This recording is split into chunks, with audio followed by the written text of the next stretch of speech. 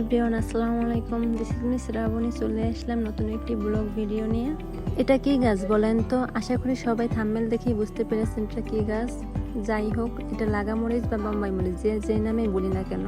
আমি আমার বোম্বাই মরিচ গাছটি কিভাবে যত্ন করি সেটাই আজ আপনাদের সাথে শেয়ার করব।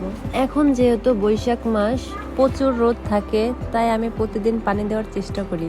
আমার গাছের গোড়ায় যে আগাছাগুলো থাকে আমি প্রতি সপ্তাহে একবার পরিষ্কার করে দিই। আমি আমার প্রত্যেকটি ভিডিওতেই বলার চেষ্টা করি আমি আমার গাছে কোনো রাসায়নিক সার দেই না। আমি গাছে সবসময় জৈব সার দেওয়ার চেষ্টা করি। আমি আমার গাছে চা পাতা ব্যবহার করি এবং কলার খোসা ব্যবহার করি। এই গাছে নিয়মিত যত্ন করলে গাছে ফুল এবং ফল দুটোই খুব ভালো থাকবে।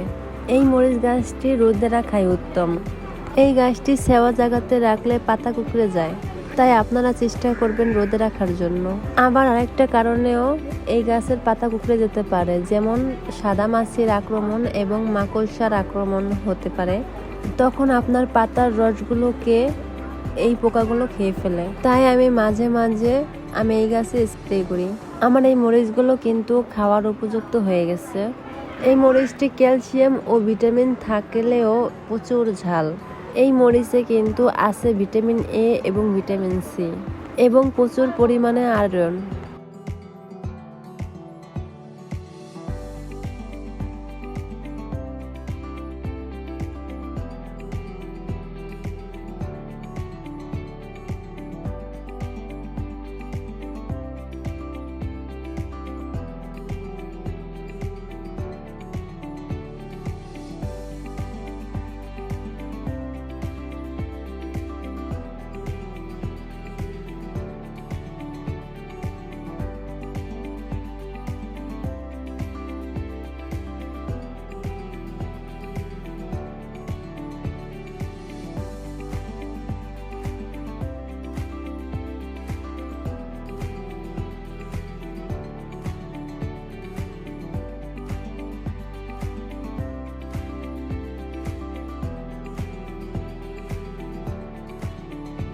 তো আজকে এই পর্যন্তই। সবাই ভালো থাকবেন। আমার এই ছোট্ট চ্যানেলটি সাবস্ক্রাইব করে আমার পাশে থাকবেন। আল্লাহ হাফেজ।